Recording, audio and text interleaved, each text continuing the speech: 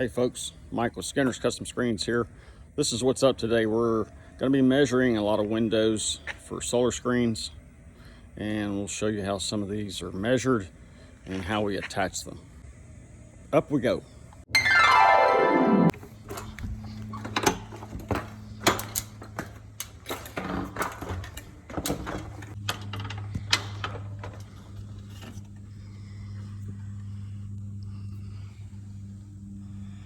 So this is what we call a transom window. At the very top,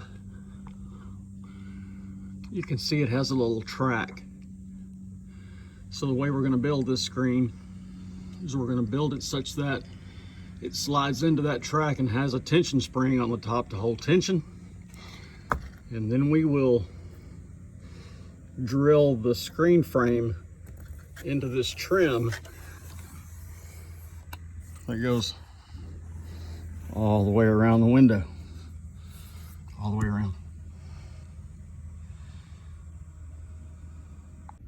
So we have our first measurement for this home, and this customer has chosen a bronze frame.